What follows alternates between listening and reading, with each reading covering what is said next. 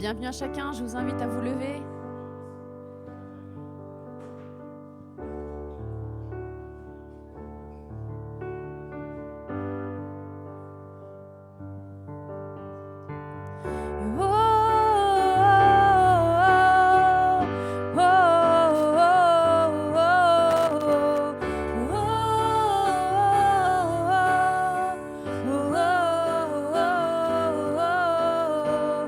Nous venons célébrer Dieu, nous voulons l'adorer. Devant lui, nous nous courbons pour élever son nom. Et oh, oh, oh, oh,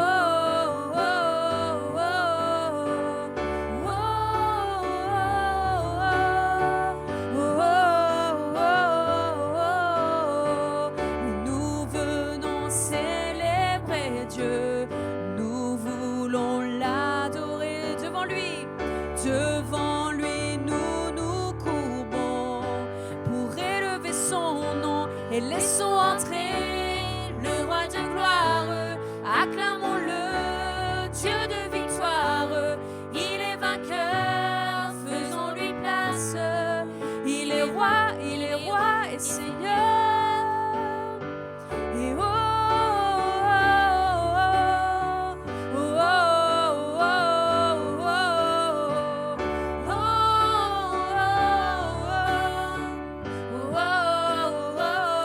oh, Dieu est là. Dieu est là, il nous attend, il entend nos prières. Sa parole est éternelle, elle est notre essentiel. Laissons entrer le roi de gloire, acclamons-le, Dieu de victoire. Il est vainqueur, faisons-lui place. Il est roi et Seigneur. Laissons entrer le roi de gloire, acclamons-le, Dieu de victoire. Il est vainqueur, faisons-lui place. Il est roi et Seigneur. Est-ce qu'on peut applaudir ensemble? On va accueillir notre Seigneur, le merveilleux, glorieux et majestueux.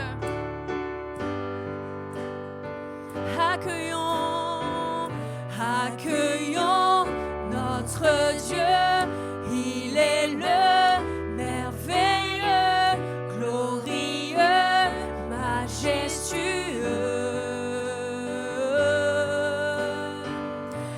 Accueillons notre Dieu, il est le merveilleux, glorieux, majestueux.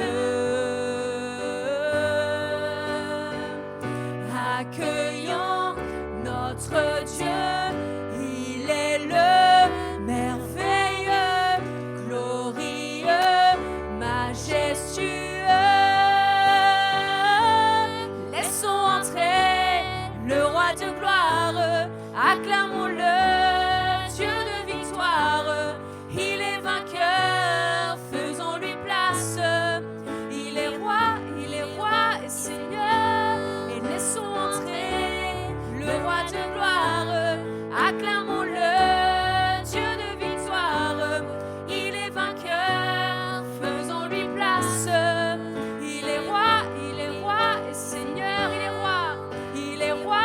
est roi et Seigneur. Il est roi et Seigneur. Alléluia, est-ce qu'on peut acclamer le roi des rois?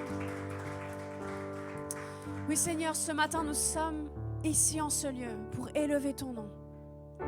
Seigneur, nous voulons regarder à toi ce matin. Nous voulons regarder à ta toute puissance. Et merci Seigneur parce que toi aussi tu es là, tu es présent parmi nous. Alléluia, nous voulons faire monter nos louanges vers toi.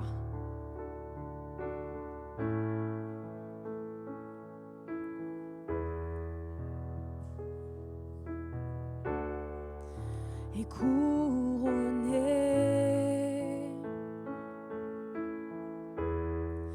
rayonnant de majesté. Tout l'univers proclame ta grandeur.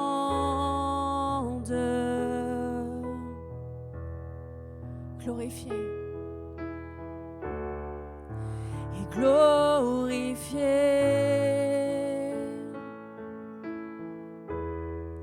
par les anges prosternés. Oui, tu es assis à la droite du Père. Chantons Jésus.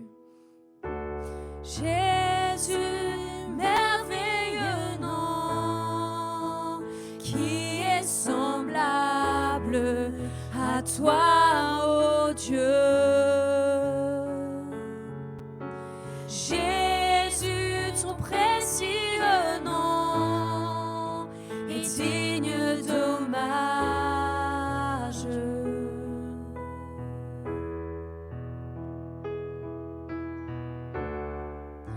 Et captivé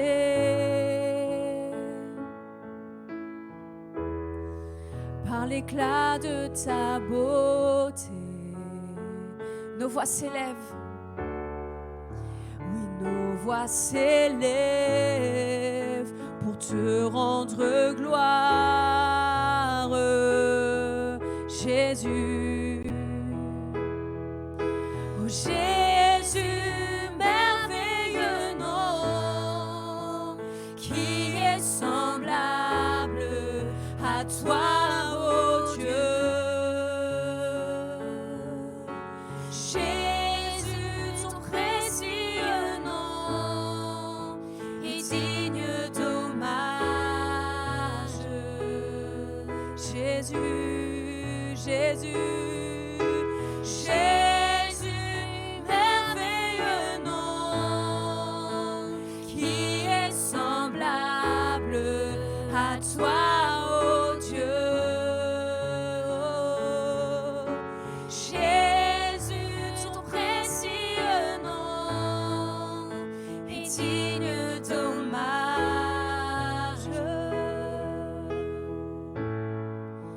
Et consolateur, divin rocher, libérateur, prince de la paix, Dieu créateur, Fils bien-aimé, Roi serviteur, Seigneur couronné et commencement, ultime fin, soleil levant, étoile du matin, Dieu tout-puissant, Dieu trois fois saint et sauveur vivant, maître souverain. Jésus, merveilleux nom, qui est semblable à toi, ô Dieu. Jésus, ton précieux nom est digne d'hommage.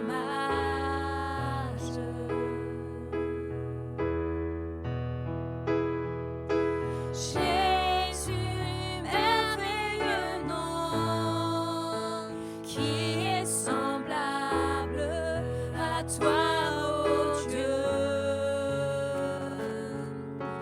Jésus, ton précieux nom est digne d'hommage.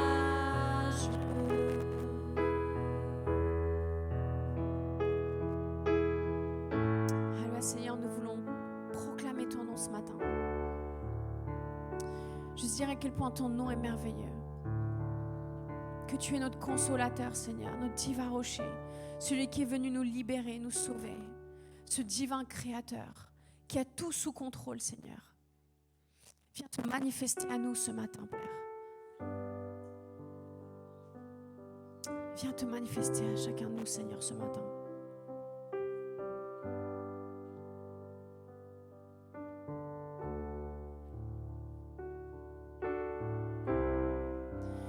L'atmosphère change maintenant,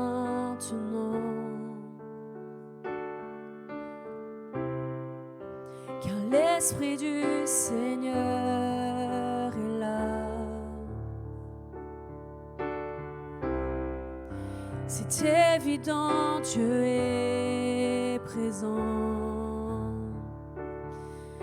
car l'Esprit du Seigneur est là. Chantons ensemble l'atmosphère. L'atmosphère change maintenant, car l'Esprit du Seigneur est là. C'est évident, Dieu est présent, car l'Esprit du Seigneur est là. Et répands-toi en ce lieu et viens remplir nos cœurs. Ton amour nous entoure. Nous sommes venus pour toi, pour connaître ton cœur. Ton amour nous entoure. L'atmosphère change maintenant,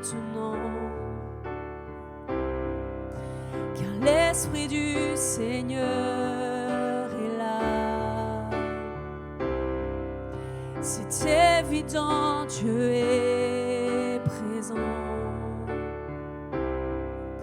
car l'Esprit du Seigneur est là. Oui, l'atmosphère change maintenant, car l'Esprit du Seigneur est là. C'est évident, Dieu est présent. Oui, l'Esprit du Seigneur est là. Et répands-toi en ce lieu et viens remplir nos cœurs. Ton amour nous entoure.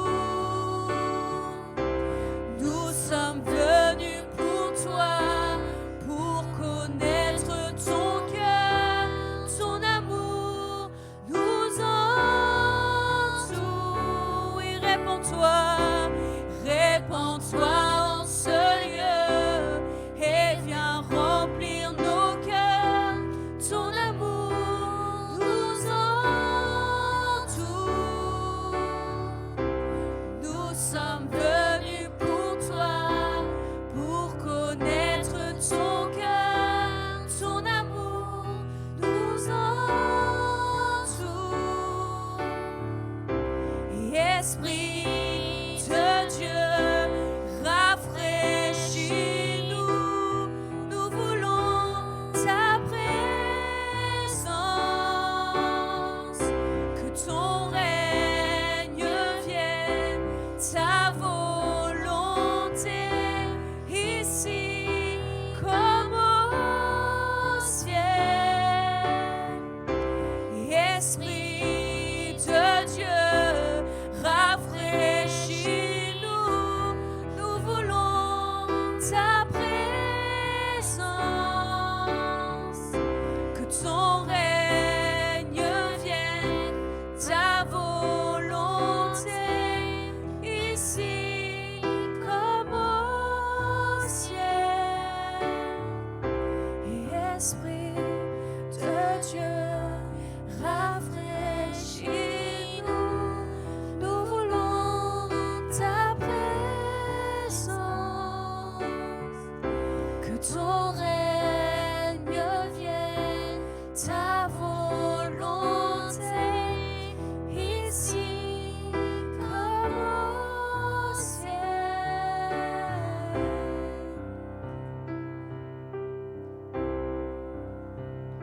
Oui, comme au ciel.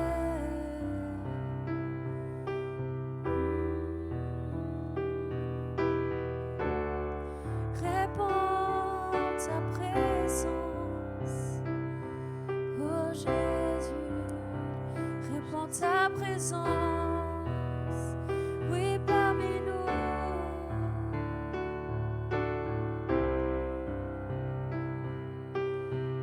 Sois le bienvenu, Esprit de Dieu, en ce lieu. Sois le bienvenu, Esprit de Dieu. Viens et prends ta place parmi nous.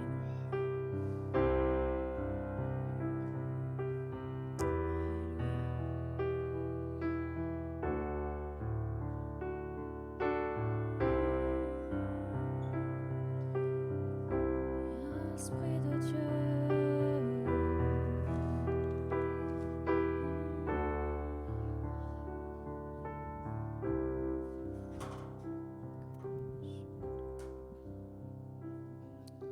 Seigneur Jésus, merci pour ta présence, Seigneur. Seigneur, ce matin, on veut élever ton nom, Seigneur. Je vous invite vraiment à élever le nom de Jésus là où vous êtes. Seigneur, sois glorifié, sois magnifié, Jésus, ce matin. Tu es celui, Seigneur, qui a tout accompli pour nous. Tu es celui qui a tout fait pour chacun d'entre nous. Chaque personne compte pour toi. Il n'y a pas une personne auquel tu détournes ton regard. Il n'y a pas une personne dans laquelle tu détournes ton regard. Il n'y a pas une personne qui n'a pas assez de valeur pour toi. Seigneur, merci. Merci pour le Dieu que tu es. Merci parce que quand tu viens, Seigneur, l'atmosphère est transformée, l'atmosphère est changée. Même si d'autres nous font du mal, Seigneur, toi, tu es toujours présent à nos côtés. Merci, Seigneur Jésus. Que ton nom soit loué, Seigneur, et béni à jamais. Amen. Je vous invite à prendre place quelques instants. Avant de passer à un temps de... On va prendre la Sainte Seine ensemble. J'aimerais vous partager quelque chose qui m'a marqué en relisant tout le récit de la crucifixion. Vous savez, Jésus, avant d'aller sur la croix, quand il prendra son dernier repas avec ses disciples, qui correspond à ce que nous vivons aujourd'hui, enfin ce que nous faisons ce matin, pardon, eh bien, il sait qu'il va être trahi. Il sait qu'un de ses disciples va le trahir. Et pourtant, il va prendre ce repas avec ses disciples. Mais ce qui m'a marqué, c'est que tout au long de ce temps, ça a commencé le jeudi soir jusqu'à vendredi où il a été crucifié, eh bien, c'est à quel point Jésus va toujours se retrouver seul. Il nous est dit que Marc chapitre 14, au verset 32, alors qu'il sait que quelqu'un va le trahir, il l'a dit à ses disciples avant qu'ils prennent la Sainte Seine. Il va se rendre dans le jardin de Gethsémane et il va dire à ses disciples, asseyez-vous ici, donc verset 32, pendant que je prierai. Et il prie avec lui Jacques, Jean.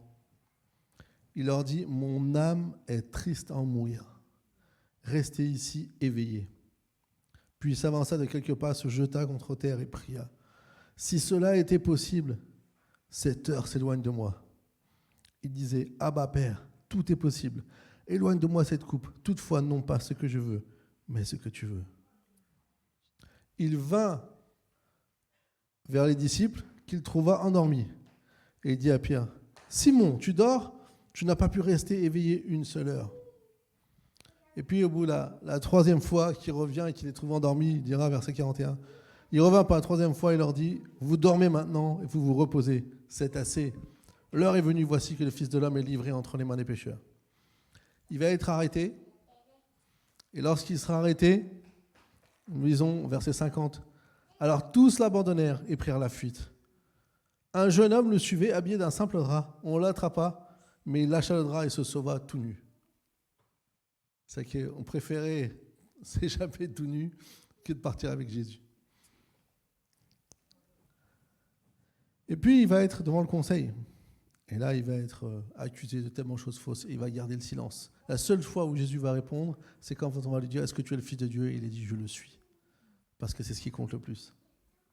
Mais son calvaire de solitude n'est pas fini. Si vous lisez, vous voyez que une fois qu'il va être pris, arrêté, il va être donc amené devant les Romains. Et Pierre, qui avait promis d'être avec lui jusqu'à la mort, même de mourir pour lui, va le renier. Alors qu'on accusait Pierre d'être avec lui, il se mit à jurer, verset 71, en lançant des malédictions. « Je ne connais pas cet homme dont vous parlez !» Aussitôt, pour la seconde fois, un coq chanta.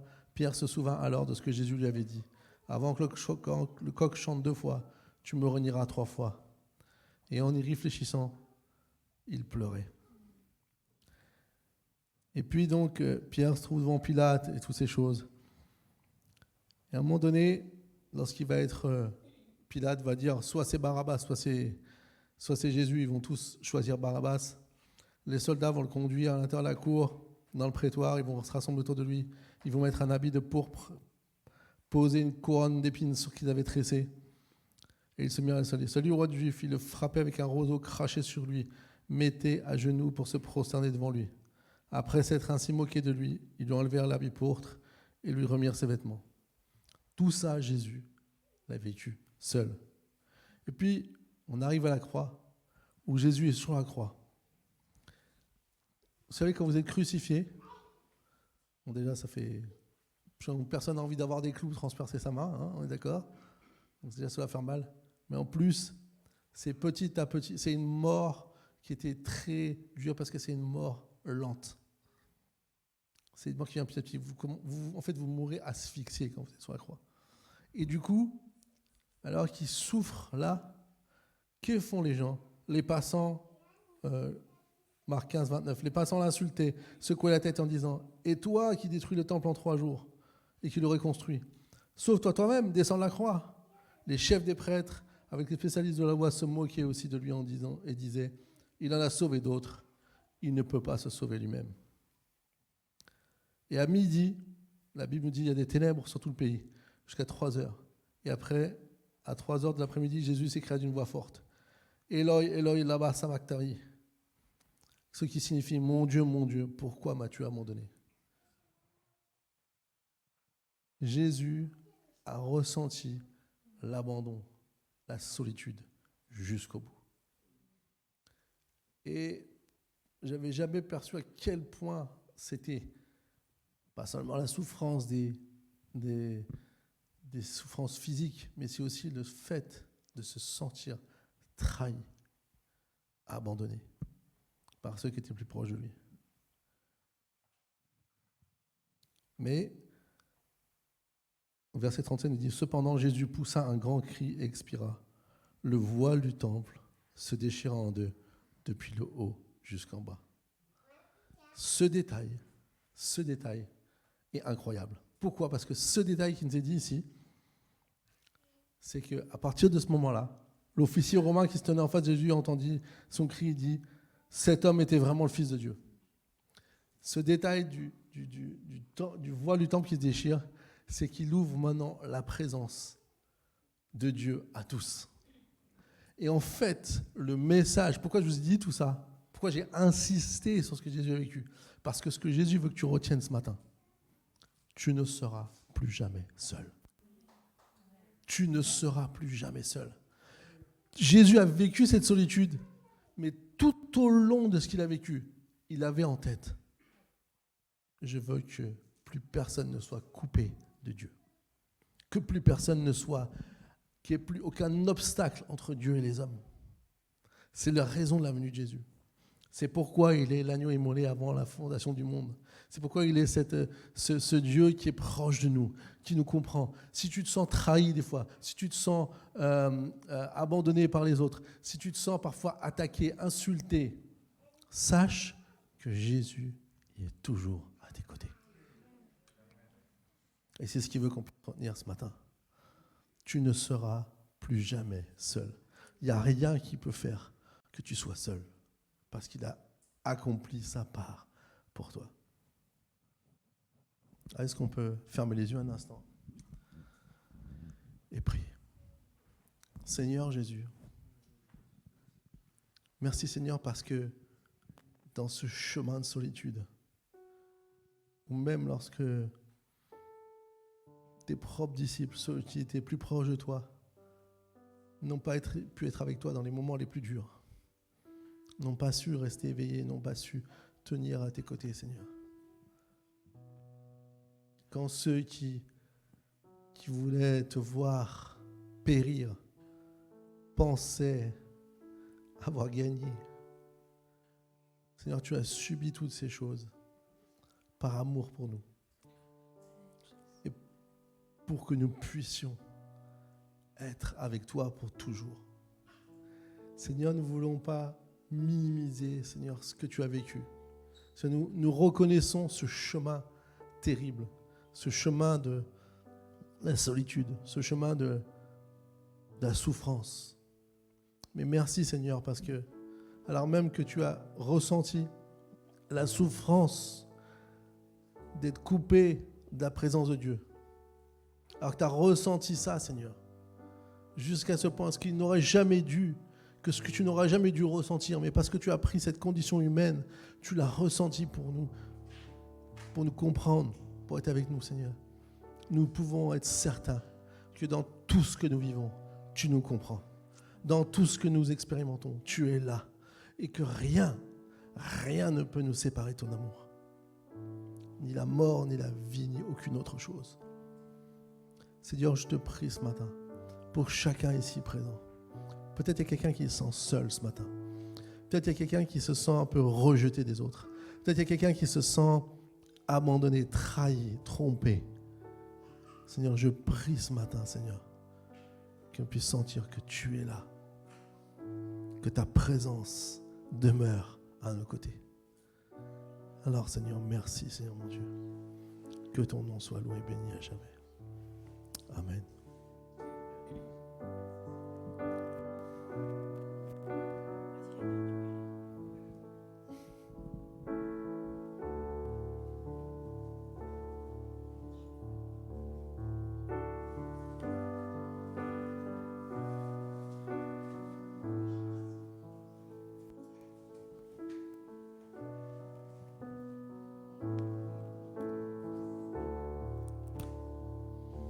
On va prendre le pain qui représente le corps de Jésus qui a été brisé pour nous.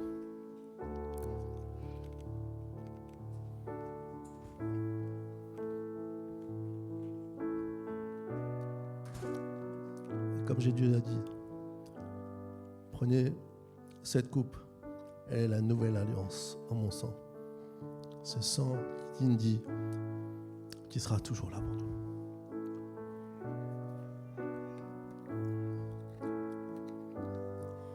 Et oh, ce nom est si merveilleux, oh, ce nom est si merveilleux, le nom de Jésus-Christ, mon roi. Oh, ce nom est si merveilleux, sa beauté est sans pareil. Oh, ce nom est si merveilleux, le nom de Jésus.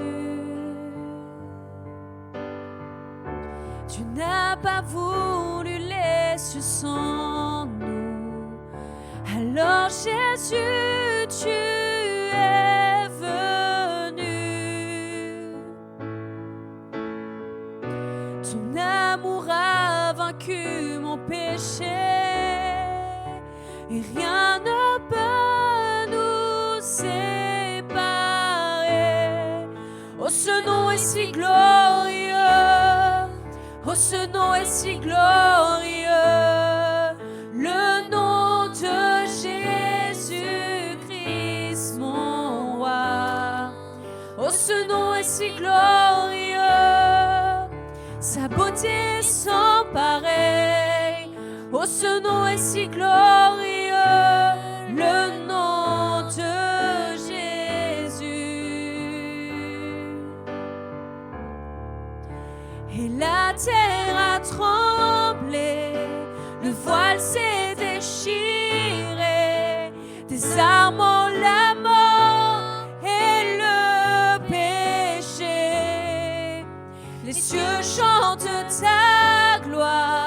l'écho de ta victoire, car tu es le roi ressuscité.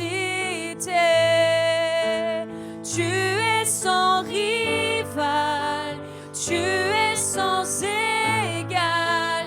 Dieu, tu triomphes à tout jamais.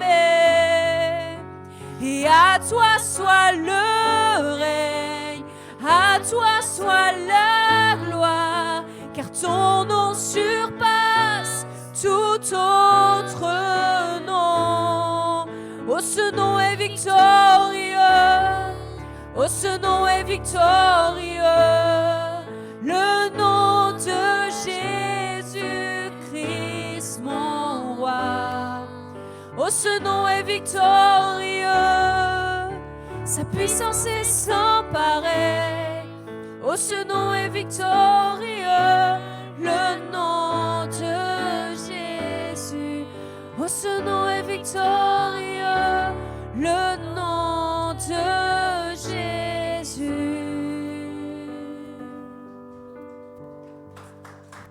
Amen, amen, alléluia. Je vais prendre place quelques instants, on va faire quelques annonces. Alors, on aura notre soirée louange début avril, donc c'est le vendredi 4 avril. Donc, venez. Ce qui est important, et vraiment ce qu'on a à cœur, c'est que la présence de Dieu, ce que Jésus nous a offert, soit le centre. Vous savez, quand on chante ici, c'est pas juste par habitude d'un culte.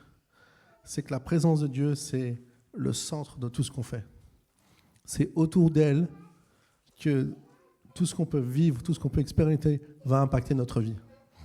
Et ces temps, le vendredi soir, 20h à 22h, c'est des temps spécifiques où on peut vraiment venir dans la présence de Dieu. On peut expérimenter sa présence d'une manière profonde, intense, de vivre quelque chose. Donc, venez inviter des personnes. Il n'y a rien de plus beau que d'être dans la présence de Dieu. Donc, tous les premiers vendredis du mois, on fait ça.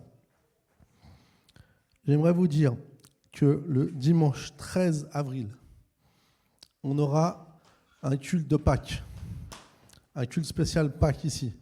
Vous allez me dire, c'est une semaine avant ? Oui, je sais. Parce que la semaine d'après, vous savez qu'on fête les 100 ans de notre Église.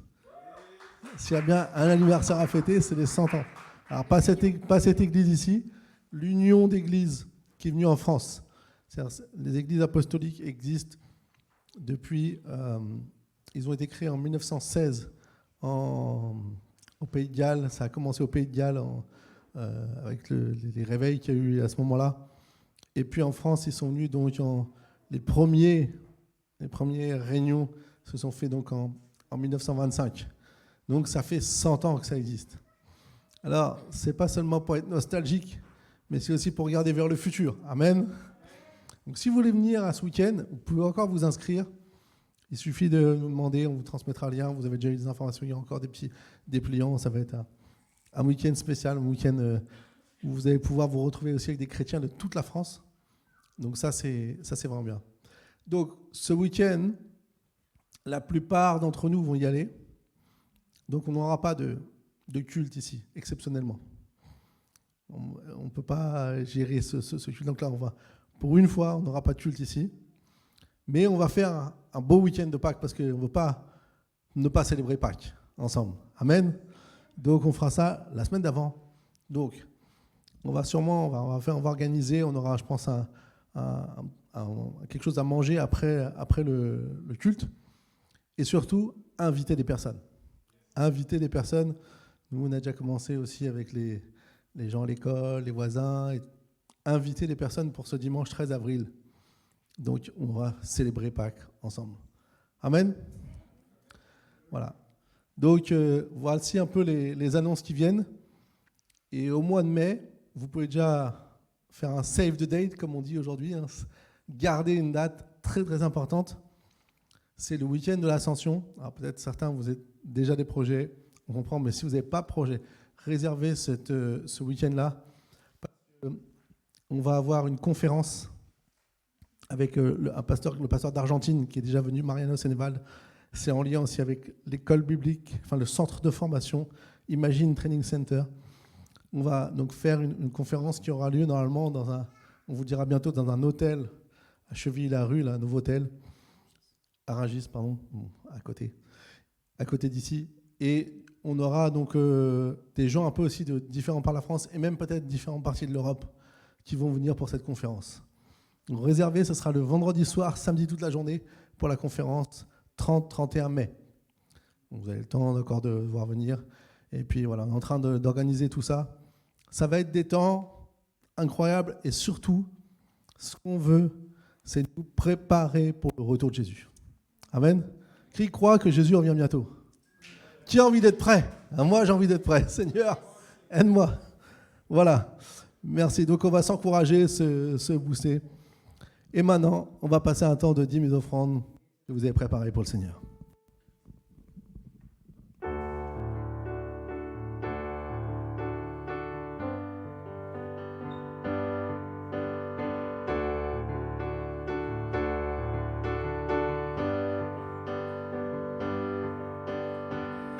Nous venons célébrer Dieu, nous voulons l'adorer. Devant lui, nous nous courbons pour élever son nom. Laissons entrer le roi de gloire, acclamons-le, Dieu de victoire. Il est vainqueur, faisons-lui place. Il est roi et Seigneur. Laissons entrer le roi de gloire, acclamons-le, Dieu de victoire. Il est vainqueur, faisons-lui place. Il est roi et Seigneur. Et oh, oh, oh, oh,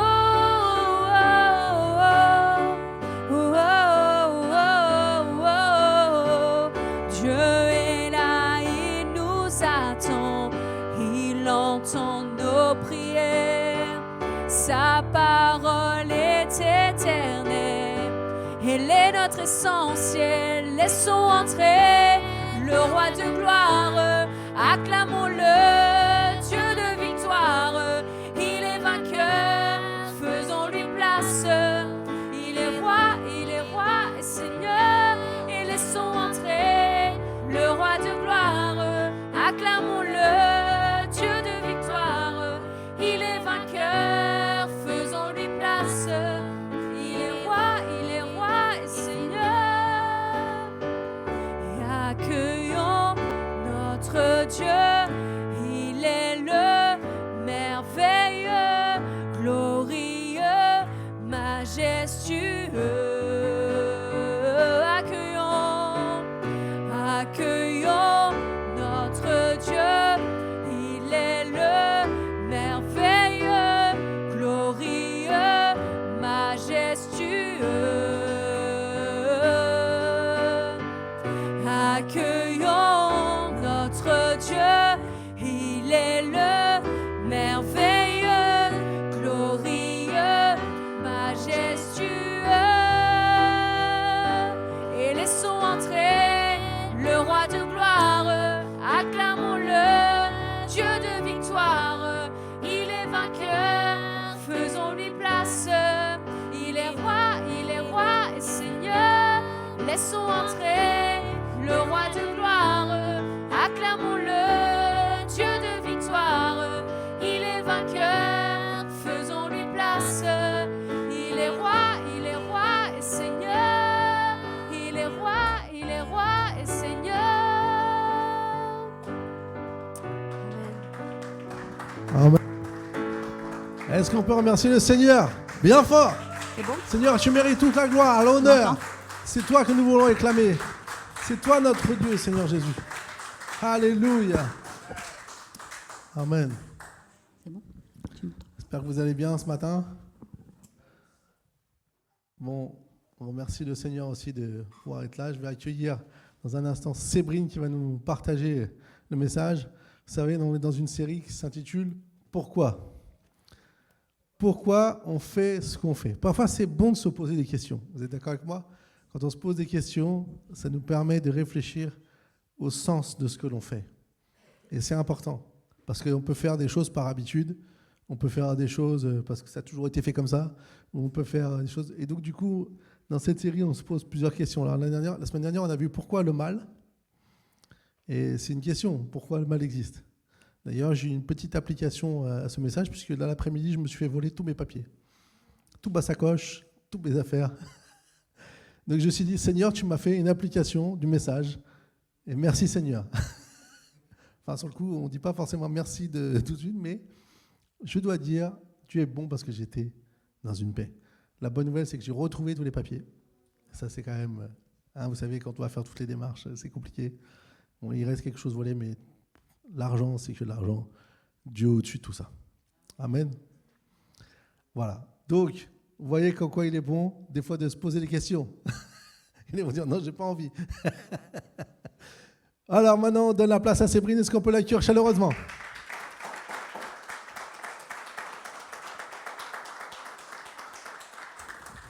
Je peux remonter ça.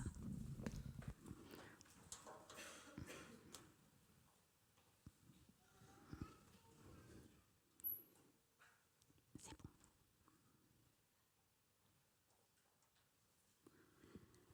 Vous allez bien ? Vous êtes... Je recommence. Vous allez bien ? Ah voilà, parce que en fait j'ai envie de parler à des gens vivants. Je me suis imaginée, alors ce que je vais vous raconter là, ça ne s'est pas produit, ok ? Je l'ai inventé, ok ? Je le dis tout de suite parce qu'on ne sait jamais, voilà, ce qui pourrait arriver après. Imaginons un instant que Gaël et Sarah sont mariés depuis peu, ce qui n'est pas le cas, n'est-ce pas ? Et que Gaël cohabiterait avec Sarah sans se soucier d'elle, sans prendre du temps avec elle, sans planifier son planning avec elle, en calant ses vacances sans elle, et en ne prenant aucun moment véritablement pour échanger avec elle. La question légitime, j'ai envie de dire, qu'on poserait à Gaël, c'est « Pourquoi est-ce que tu es venu rejoindre la vie de Sarah ?»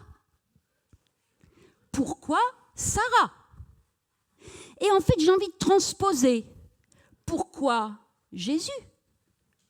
C'est une question qui peut nous paraître évidente si on disait à un chrétien, et je vous le dis ce matin, pourquoi Jésus ? Vous dites, mais pourquoi cette question ? C'est une évidence, n'est-ce pas ? Mais le pourquoi Jésus va beaucoup plus loin que juste pourquoi Jésus. C'est quand même quelque part aussi, pourquoi Sarah pour Gaël ? Pourquoi Jésus pour toi ? Qu'est-ce qu'il a ? Qu'est-ce que ça implique dans ta vie, Jésus ? Ça veut dire quoi ? Et en fait, si on veut penser à des versets qui pourraient répondre à la question, je pense qu'on pourrait en trouver plusieurs. Moi, j'avais pensé en premier à Jean chapitre 12, verset 47, où Jésus dit « Je ne suis pas venu pour juger le monde, mais pour sauver le monde. » Et encore peut-être cette phrase que Jésus va prononcer devant Pilate dans Jean 18, 38, « Je suis venu dans le monde pour rendre témoignage à la vérité. » On l'a vite constaté, vous avez lu, vous lisez votre Bible ? Oui, voilà, ok, ça déjà c'est bien. En fait, quand vous lisez les évangiles, vous vous rendez bien compte que le peuple qui attendait un roi, le Messie, Jésus est arrivé, il est né dans un endroit où personne n'aurait imaginé qu'il serait arrivé. Il est arrivé dans une étable, alors que quelque part on aurait plutôt imaginé qu'il serait né dans un palais.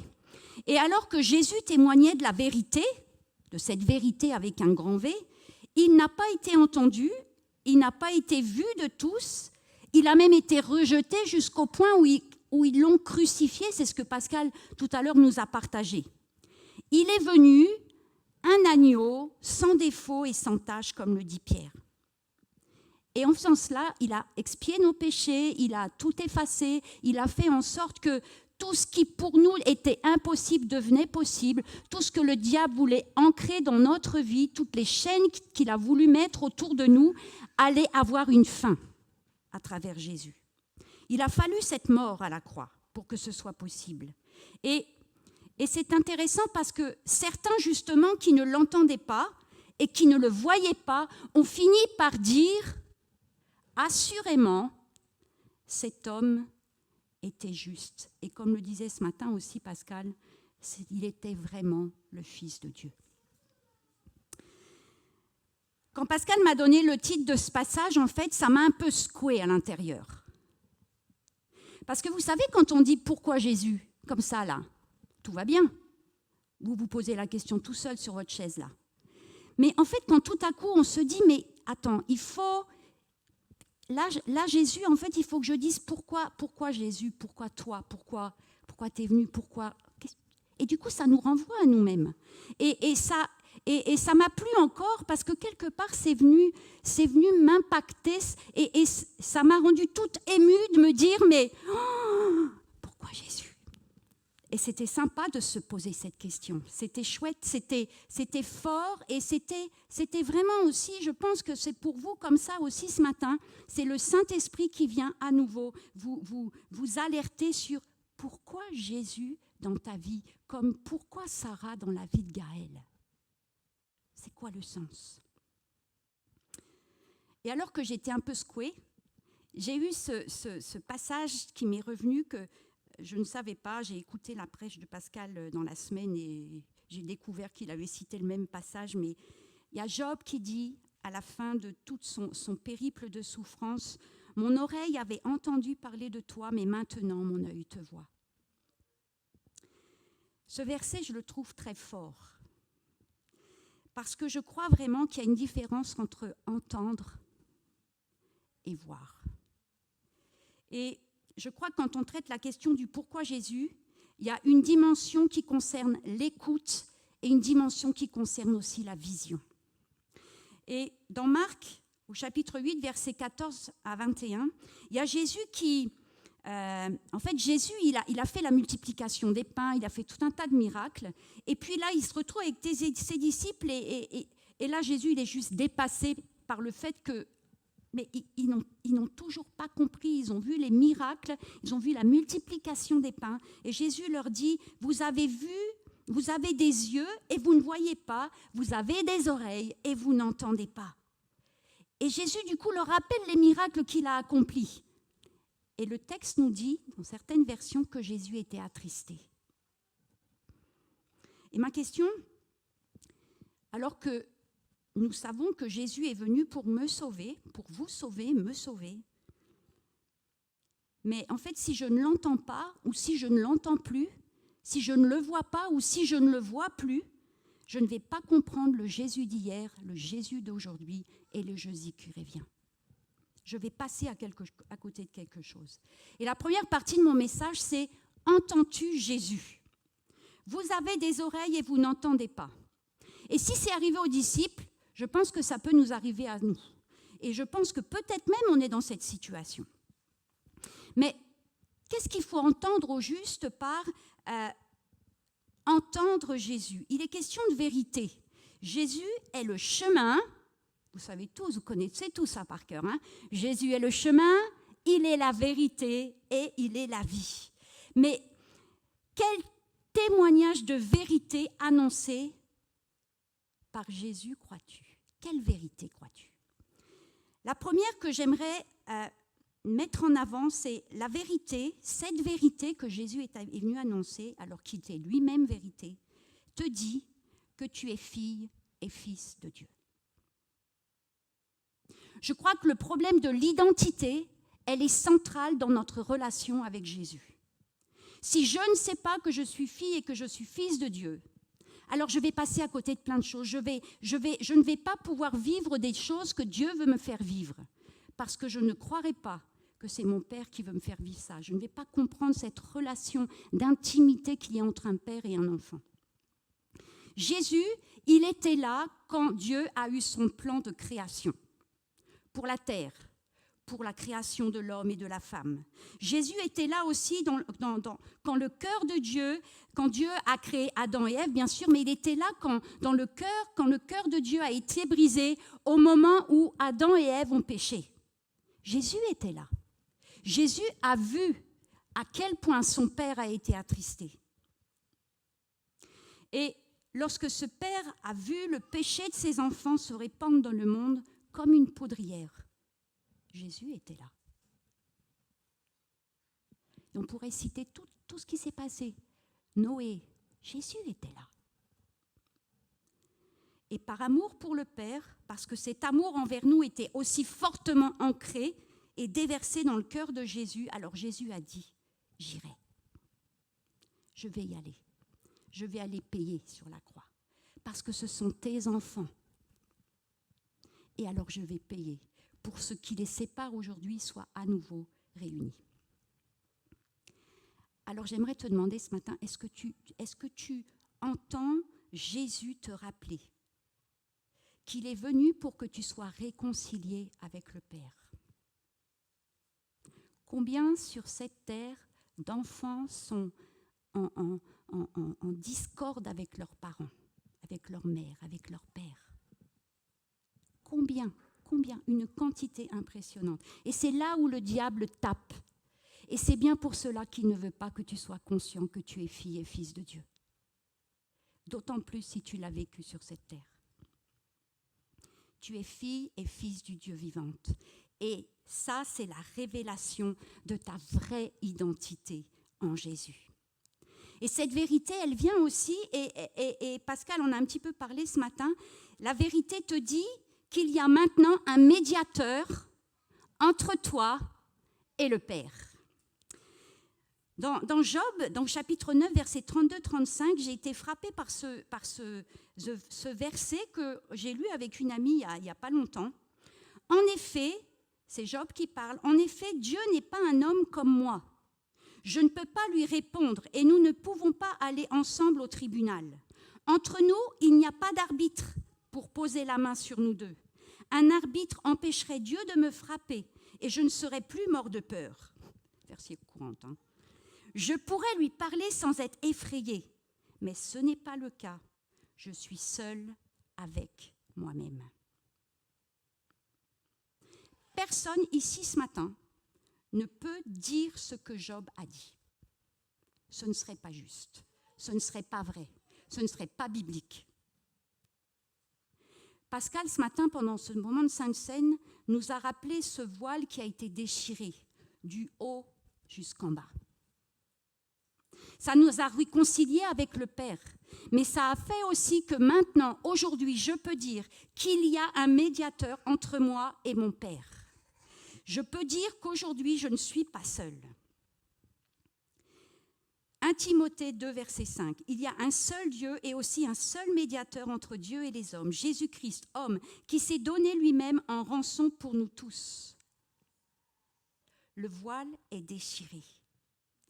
Et parce que nous avons la ferme assurance que nous entrerons dans le sanctuaire à cause de cela, grâce au sang de Jésus. Que nous sommes rassurés que nous avons un grand prêtre préposé à la maison de Dieu. Approchons-nous de Dieu avec un cœur sincère, avec une foi pleine et entière, le cœur et la conscience purifiés de tout mal et le corps lavé d'une eau pure. Et on peut y aller avec une assurance complète, parce que le voile est déchiré. Alors est-ce que toi aussi ce matin, tu te souviens, tu te rappelles qu'entre toi et Dieu, il y a un médiateur. Et que tu n'es pas seul dans tes difficultés, tu n'es pas seul dans tes luttes, tu n'es pas seul dans tes souffrances. Jésus est là. Jésus intercède auprès du Père pour toi. Jésus intercède auprès du Père pour toi. J'ai été touchée il n'y a pas très longtemps par un verset que j'ai lu dans l'Ancien Testament.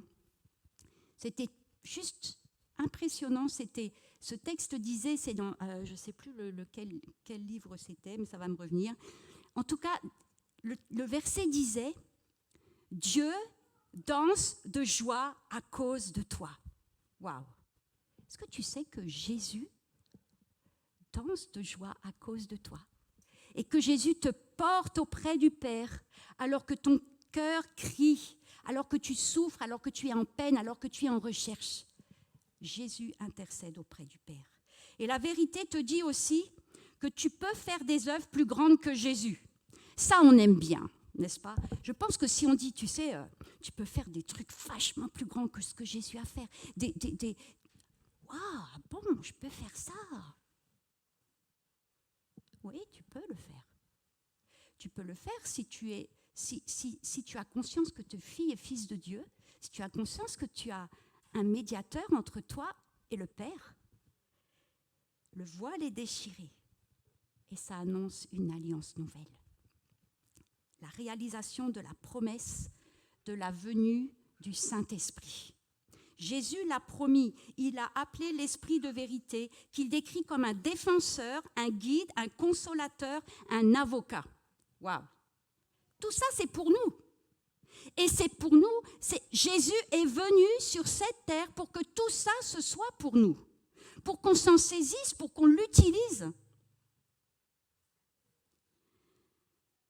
J'aime ce passage que nous trouvons dans Isaïe 61, versets 1 et 2, et que nous retrouvons dans l'évangile de Luc, et c'est Jésus qui le lit dans le temple. « L'Esprit du Seigneur est sur moi. » Est-ce que l'Esprit du Seigneur est sur vous? Oui? Ok, alors je peux continuer. « L'Esprit du Seigneur est sur moi parce qu'il m'a oint pour annoncer de bonnes nouvelles aux pauvres. » Est-ce que tu annonces des bonnes nouvelles? J'ai moins d'amen. Il m'a envoyé pour publier aux captifs la délivrance, aux aveugles le recouvrement de la vue, pour renvoyer libres ceux qui sont foulés et publier une année de grâce du Seigneur. Ce passage fait partie de la réponse à la question du pourquoi Jésus. Mais Jésus va plus loin lorsqu'il dit dans Jean 14, lorsqu'il dit « Oui, je vous le dis, c'est la vérité. Si quelqu'un croit en moi, il fera lui aussi les actions que je fais. » Jésus est en train de dire que ce qu'il vient de dire là, cette partie de sa mission, il nous la confie. Il nous la confie pour que nous soyons des personnes qui apportent de bonnes nouvelles, que nous véhiculions la paix, mais pas seulement que la puissance du Saint-Esprit qui est en nous fasse que des captifs sont libérés, que des malades sont guéris. Et on voudrait en voir davantage, on est d'accord avec ça? On en voudrait beaucoup plus. Jésus nous a confié cette mission. Je ne sais pas comment ces vérités, elles résonnent en vous. Quel chemin ces vérités, elles ont emprunté en vous. Je ne sais pas où ça en est, à quelle étape vous en êtes.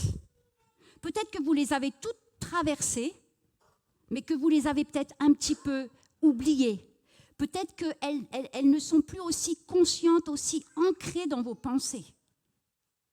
En fait, c'est trois choses très simples. Je suis fille et fils de Dieu. J'ai un médiateur entre moi et Dieu. Et je peux accomplir par la puissance du Saint-Esprit qui est venu parce que Jésus est venu sur terre, je peux accomplir des choses encore plus grandes que ce que Jésus a fait. J'ai entendu les vérités. Maintenant, la question c'est, est-ce que je vois Jésus? Vous avez des yeux, il a dit à ses disciples, vous avez des yeux, mais vous ne voyez pas. En fait, ma question c'est, est-ce que dans cette question, vois-tu Jésus, c'est est-ce que tu as reçu la vision? Vous savez, si on pense à Paul, il avait entendu parler de la vérité. Il l'a entendu. Et pourtant, il a persécuté cette vérité. Donc, c'est bien la preuve que l'entendre ne suffit pas. D'ailleurs, si ça suffisait, tous ceux qui ont entendu Jésus lorsqu'il était sur terre seraient tous venus à Dieu. Et ça n'était pas le cas. Et c'est intéressant parce que quand Jésus se révèle de manière audible sur le chemin de Damas, à Paul, il va tomber par terre ébloui par cette vérité et il devient aveugle. Et ma première question là maintenant serait, mais est-ce que tu es empêché de voir la vision? Paul était empêché de voir la vision. Et il fallait que Paul devienne aveugle pour que le Saint-Esprit lui révèle une nouvelle vision de qui est Jésus. Vous savez, c'est comme si vous avez un ordinateur. À un moment, il faut tout vider.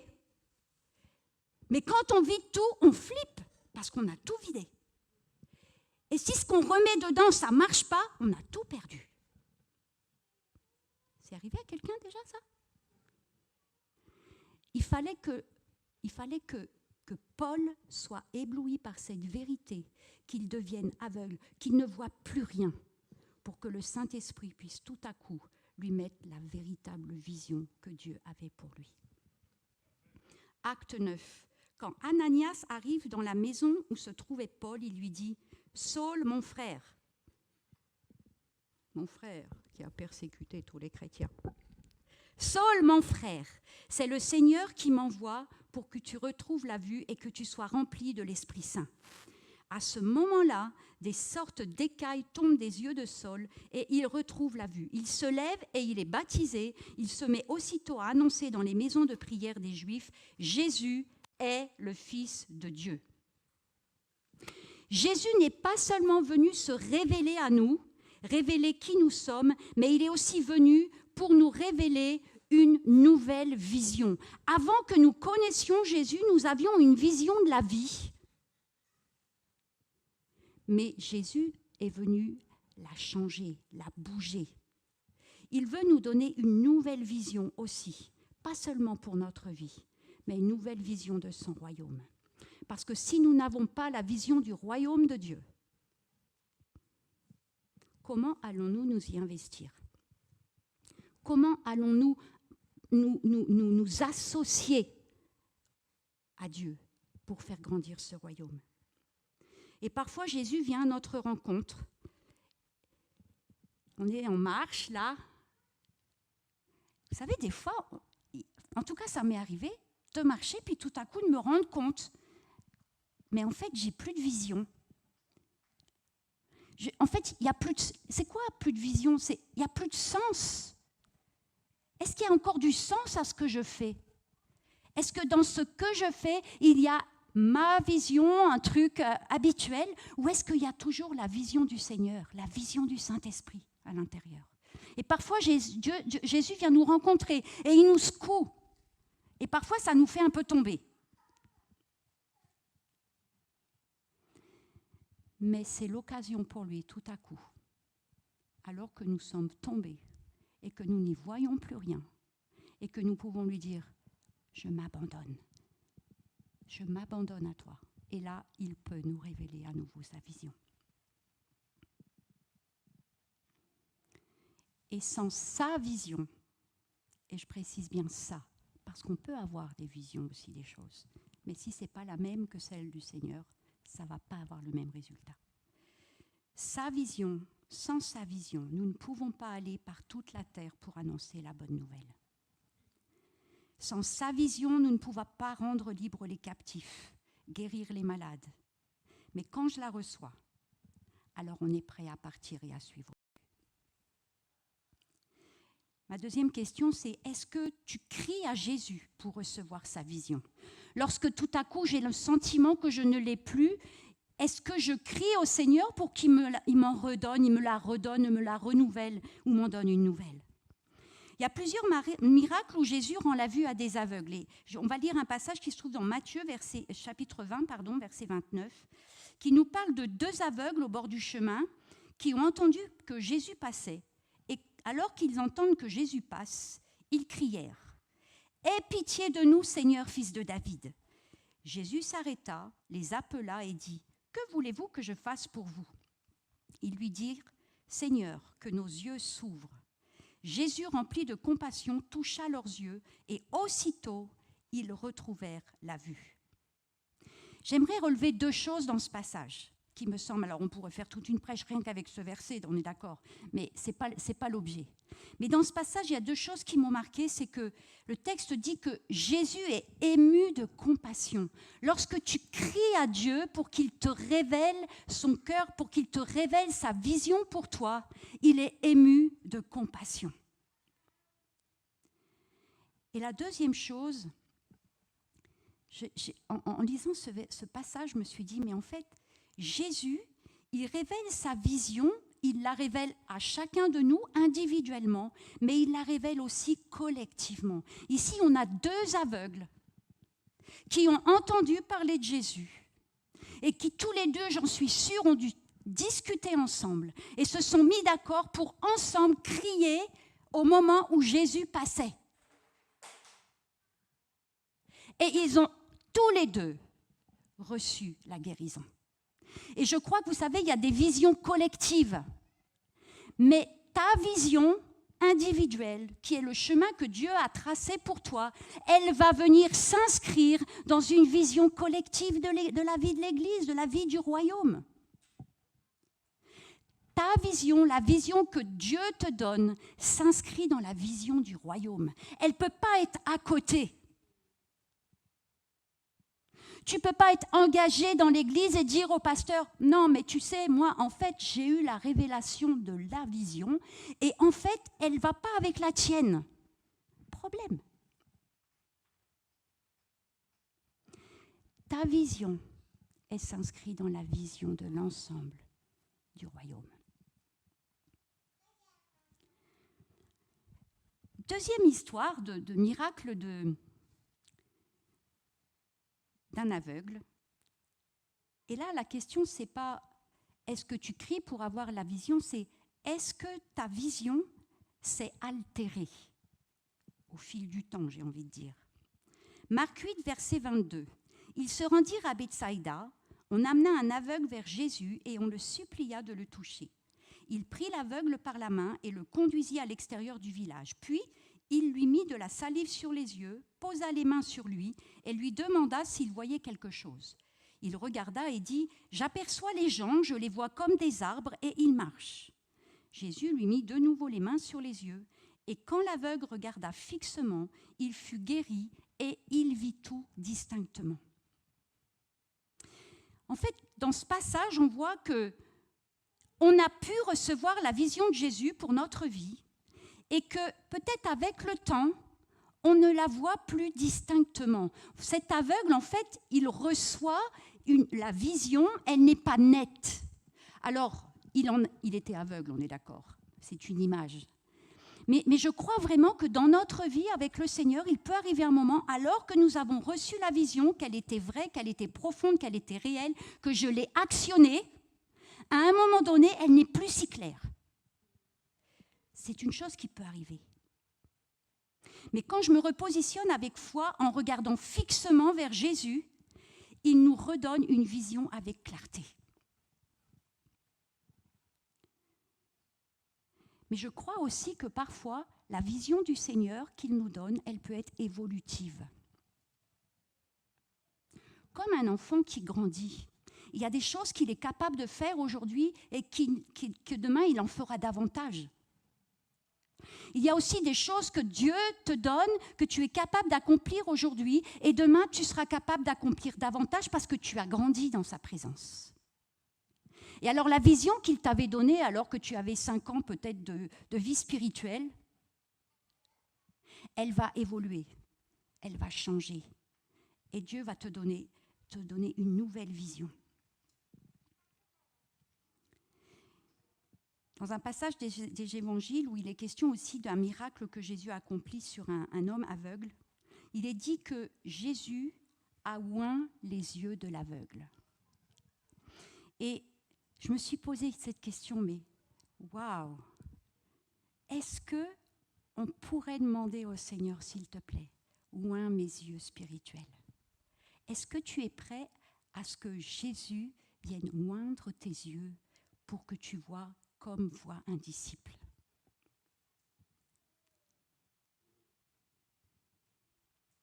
Alors tu as entendu Jésus, tu le vois, mais la question maintenant c'est, est-ce que tu parles à Jésus? Parles-tu à Jésus? Marc chapitre 7, versets 31 à 37. C'est encore un miracle. On lui amena un sourd qui avait de la difficulté à parler et on le supplia de poser la main sur lui. Il le prit à part loin de la foule, lui mit les doigts dans les oreilles et lui toucha la langue avec sa propre salive. Puis il leva les yeux au ciel et soupira et dit « Ephata », c'est-à-dire « ouvre-toi ». Aussitôt les oreilles s'ouvrirent, sa langue se délia et il se mit à parler correctement. Ici, le texte nous dit qu'il s'agit d'un homme qui est sourd et qui a du mal à parler. Alors, je ne sais pas s'il est sourd complètement, mais en tout cas, il n'entend pas bien. Et il a de la peine à parler. Et ici, on est dans quelque chose qui est absolument indispensable, vous allez être d'accord avec moi, dans la communication. Gaël et Sarah, ils ont besoin de s'entendre, n'est-ce pas? De s'écouter et de se parler. S'il y en a un qui sait parler mais qui ne sait pas entendre, ça va poser problème dans la relation. S'il y en a un qui entend mais qui ne sait pas parler, ça va aussi être un problème relationnel. Et Jésus, il vient pour régler aussi toutes ces situations compliquées de relations où il nous faut bien entendre pour pouvoir aussi bien parler, ou bien parler pour ensuite bien entendre. Alors, est-ce que tu as de la peine à communiquer avec Jésus? Moi, j'ai eu de la peine pendant un certain temps. Je ne savais pas comment faire. J'étais mal à l'aise, j'étais maladroite. Je n'étais pas sûre d'ailleurs qu'il avait des oreilles et qu'il m'entendait. Est-ce que tu as de la peine à communiquer avec Jésus? Ce passage, il pointe vraiment ces deux éléments de s'entendre et de parler. Et c'est intéressant parce que Jésus va emmener l'homme à l'écart, loin de la foule. Et je crois que Jésus, il est celui qui est venu et qui désire ardemment vivre des moments où nous nous retirons à l'écart juste pour lui. Ces moments où je suis juste seule avec lui, où je sors de tout ce qui est du domaine de mes plannings, de mon activisme, qui m'empêche de l'entendre. Il arrive que nous soyons dérangés par tous ces plannings, par tout cet activisme. Est-ce qu'il y a des gens qui ont des plannings grands comme ça? Oui, moi aussi. Ça craint des fois. La semaine, elle est passée et des fois, on n'a même pas réussi à faire un Shabbat. Le vrai. Il faut consciemment, intentionnellement, bloquer dans chacune de nos journées ce moment où je vais rencontrer Jésus, rien que pour lui. J'ai besoin de le faire. Tu as besoin de le faire. Pourquoi? Parce que Jésus est venu pour te rencontrer. Jésus est venu pour t'écouter aussi. Mais il est venu pour te parler. Et il est venu pour que tu l'écoutes aussi et que tu lui parles. Il veut une vraie relation.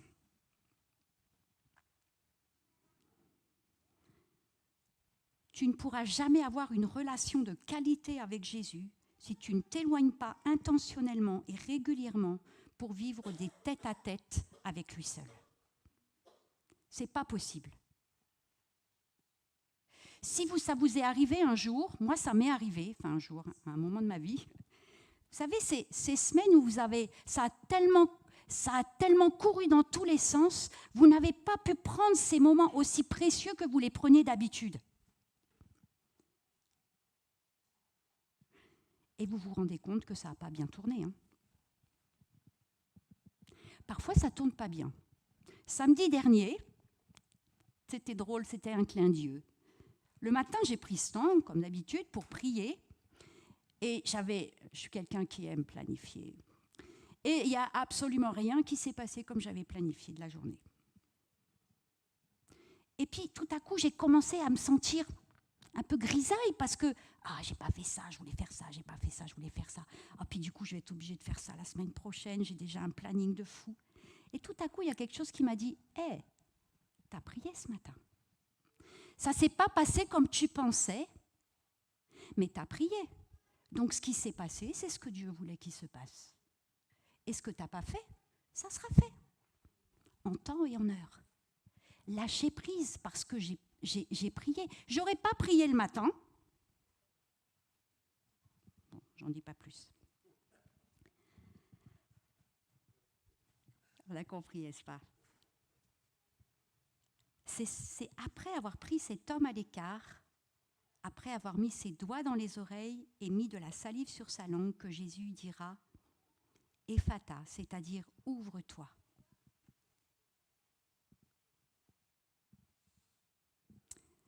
Vous savez, il y a quelque chose qui m'a marqué.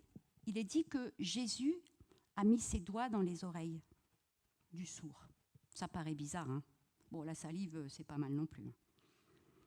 Mais ce qui m'a marqué, c'est que, vous savez, c'est quand même le doigt de Dieu qui a écrit la loi sur les tables lorsque Moïse est monté au Sinaï. C'est le doigt de Jésus qui a écrit sur la terre lorsqu'on lui a amené cette femme prise en flagrant délit d'adultère. C'est ce doigt. Et je crois qu'il y a une chose importante dans ces moments où intentionnellement nous allons rencontrer Jésus.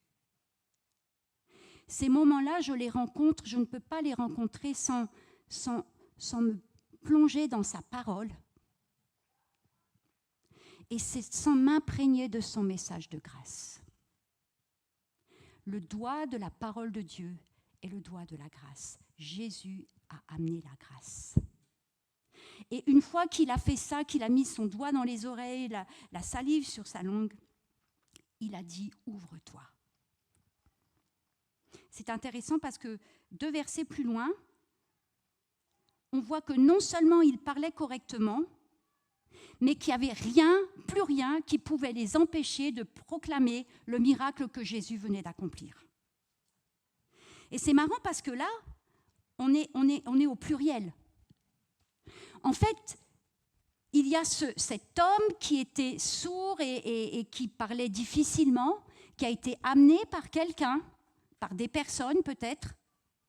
Et lorsque Jésus a accompli ce miracle et qu'il a dit « ouvre-toi », il y a quelque chose qui s'ouvre, ce n'est pas seulement le fait qu'il entend, ce n'est pas seulement le fait qu'il peut parler correctement. Mais ce qui s'ouvre aussi, c'est une dimension de reconnaissance. Et cette dimension de reconnaissance, en fait, c'est une porte d'ouverte d'adoration. On a loué le Seigneur ce matin, on a senti la présence du Seigneur, n'est-ce pas? Et j'ai envie de dire, je confirme, il n'y a même pas besoin de confirmer, mais quand Pascal dit que le cœur, c'est la présence de Dieu et que tout se construit autour de cette présence. Oui, l'adoration, elle est centrale, parce que c'est elle qui amène la présence de Dieu.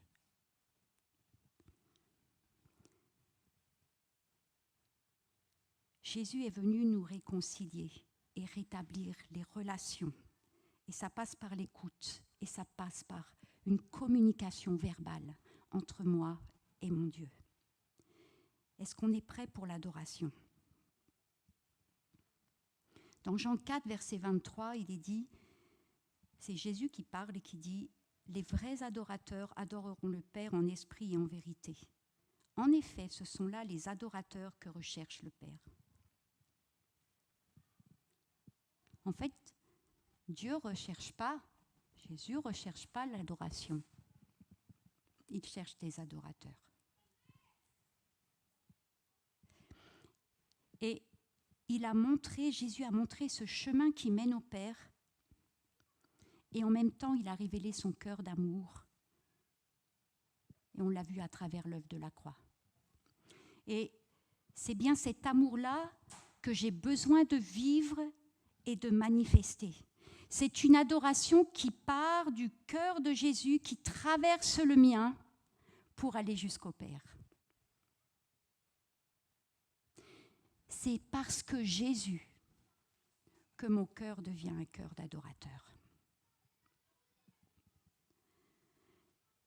Quand j'entends Jésus et quand je vois sa vision, quand je vois la manifestation de sa puissance, quand je vois ce qu'il accomplit dans ma vie et je pense que tu peux le dire pour la tienne, quand tu constates tout ce que Dieu a fait dans ta vie, est-ce que ça éveille en toi quelque chose de fort? Est-ce que ça t'amène à élever vers lui une adoration, une reconnaissance? Est-ce qu'il y a un alléluia qui s'élève de ton cœur quand c'est comme ça? En fait, je suis souvent désolée de voir qu'il y a des gens qui quittent les voies du Seigneur et qui ont juste oublié tous les miracles que Dieu a accomplis dans leur vie.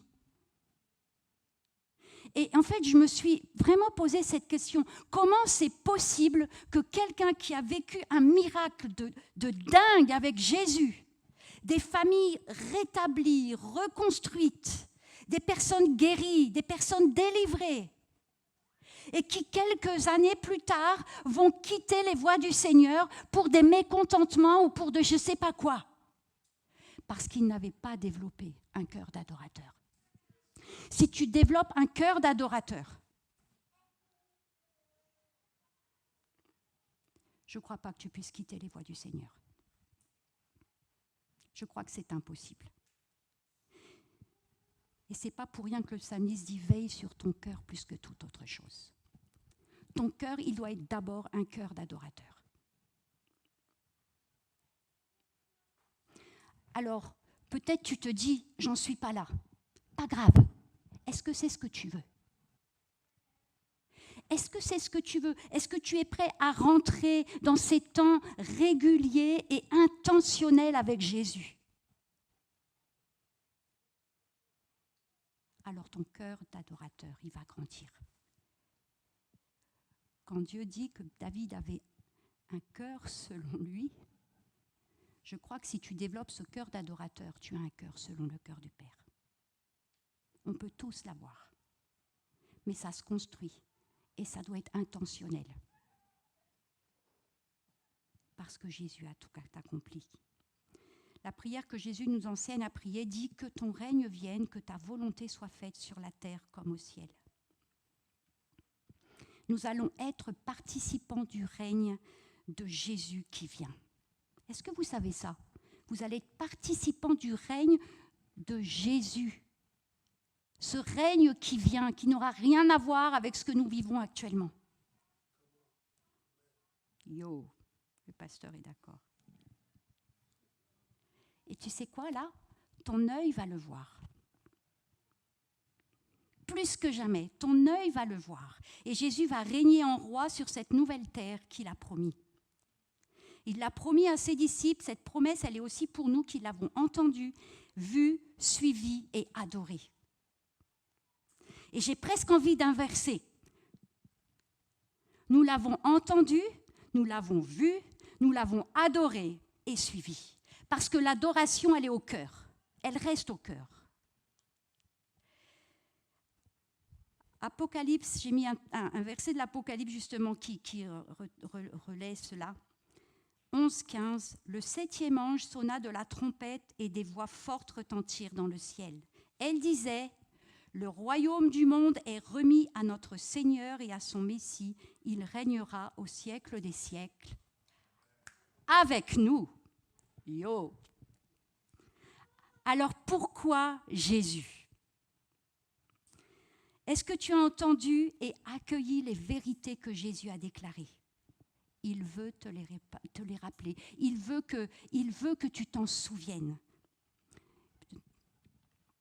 As-tu laissé le Saint-Esprit te révéler sa vision? Dieu a une vision pour ta vie. Il en a une pour l'Église, il en a une pour le royaume, il en a une pour toi, il en a une pour toutes ces entités qui œuvrent pour lui. As-tu développé des tête-à-tête réguliers avec Jésus? Il veut te révéler les mystères de sa parole et il veut t'éclairer sur ton chemin. T'es paumé? Va voir Jésus. Il est la vérité, il est le chemin. Tu te sens mort? Va voir Jésus. Il est la vérité, il est le chemin, il est la vie. Est-ce que tu veux être un vrai adorateur? Il veut ton cœur, il veut se réjouir aujourd'hui dans ton cœur. Il veut se réjouir aujourd'hui et pour l'éternité. Parce que si tu sais l'adorer aujourd'hui, là-haut, ça va être le top, ça va être la fiesta grave.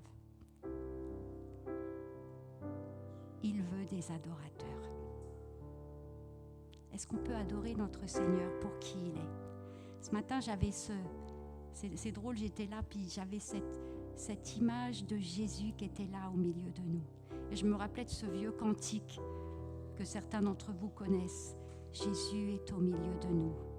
Son regard s'abaisse sur nous, sa douce voix l'entendez-vous. Je vous aime tous. Et en retour de cet amour de Jésus, en retour de son regard porté sur nous, nous voulons élever des alléluia, nous voulons élever une adoration, celle qui lui est digne, celle qui lui revient. Tout imparfait que nous sommes, Jésus prend notre cœur d'adorateur. C'est ça le plus important pour lui. Merci Saint-Esprit pour ta présence. Est-ce qu'on peut se lever? Est-ce que là, tout de suite, tu peux faire juste un tête-à-tête avec ton Jésus? Est-ce que tu peux lever les mains vers le ciel alors qu'il est auprès du Père et qu'il intercède pour toi?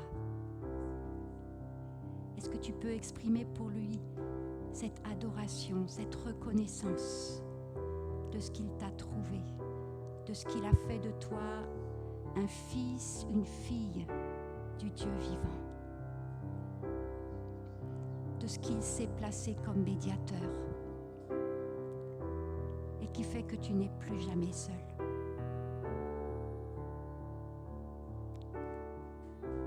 Alors qu'il te révèle sa vie pour toi, alors qu'il te révèle ce qu'il a prévu pour toi,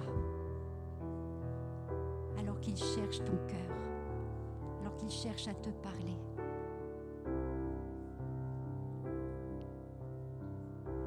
J'aimerais vraiment te dire que tous ces combats dans lesquels tu es et pour lesquels tu te dis ça dure depuis tellement longtemps, je suis dans l'attente depuis tellement longtemps. Je crois que le Seigneur veut te dire ce matin, viens intentionnellement me rencontrer. Viens intentionnellement vivre des tête-à-tête avec moi. Parce que j'ai des réponses pour toi, mais tu ne peux pas les entendre.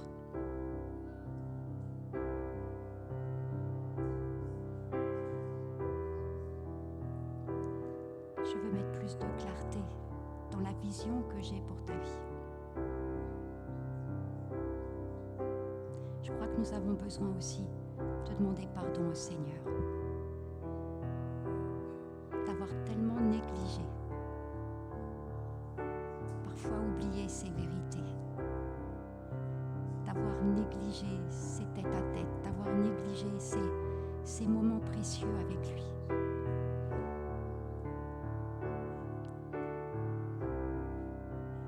Lorsque je lui demande pardon, lorsque je me médis devant lui, il me pardonne et il oublie, et je peux rentrer dans sa présence. Et je peux recommencer, toujours à nouveau revenir. Si mon apprentissage est un peu long, c'est pas grave. Mais tu as besoin d'avoir ce cœur d'adorateur si tu veux tenir ferme dans les moments difficiles. Si tu veux avoir une vision, si tu veux être porteur de bonnes nouvelles, si tu veux que la présence, la puissance du Saint-Esprit agisse à travers toi pour toucher des âmes, pour guérir des âmes, pour délivrer des âmes, tu as besoin de la présence du Saint-Esprit, mais il ne va pas arriver si tu ne vas pas la chercher.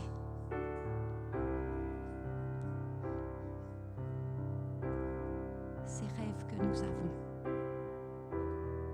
ils se réalisent lorsque nous nous mettons à genoux et que nous cherchons sa présence. J'aimerais vraiment vous bénir ce matin, dans le nom du Seigneur. Et levons nos mains bien haut, en reconnaissance, aussi en soumission. Je fléchis genoux devant le Père.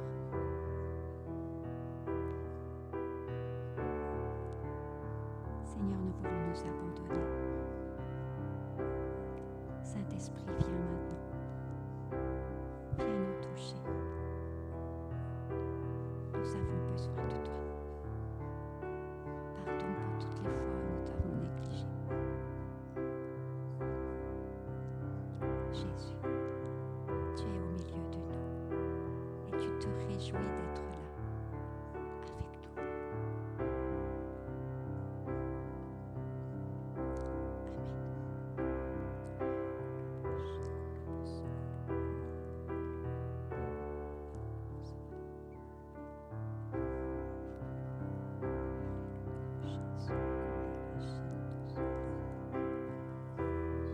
Répands-toi en ce lieu et viens remplir nos cœurs.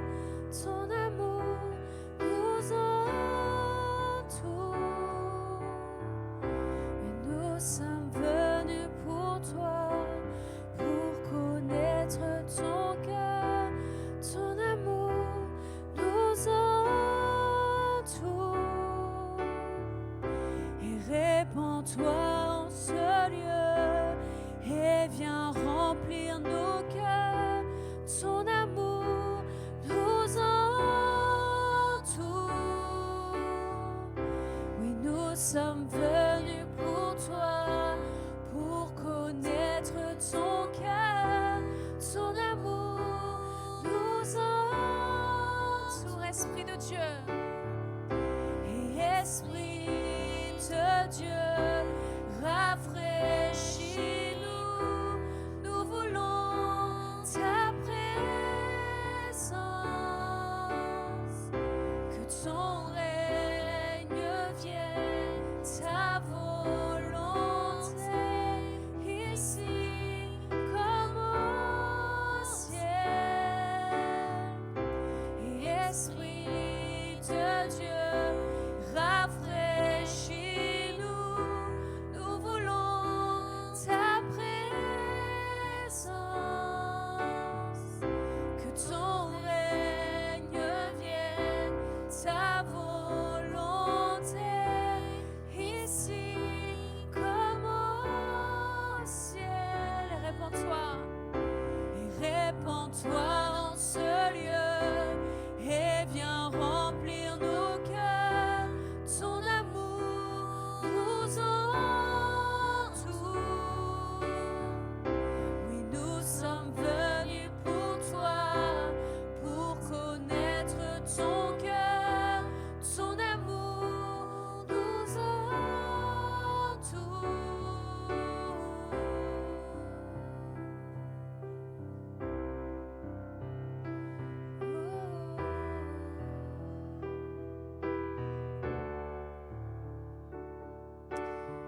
Merci pour cette parole, merci pour cet appel que tu nous fais, Seigneur, aujourd'hui, à pouvoir nous reconnecter à toi, à qui tu es, Jésus. Merci d'ouvrir nos oreilles pour t'entendre, nos yeux pour te voir. Viens prendre ta place, Seigneur. Viens prendre ta place, Seigneur. Viens prendre ta place en chacun de nous, Seigneur. Révèle-toi à nous, Seigneur, d'une manière fraîche.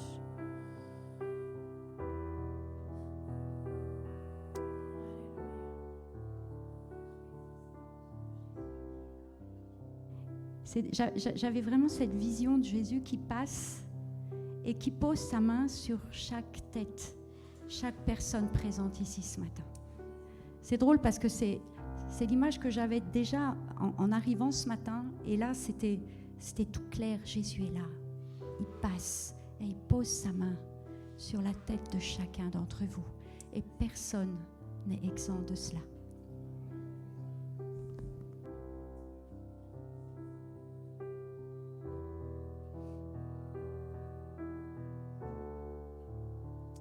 Alléluia, merci Seigneur pour cette matinée. Merci Père.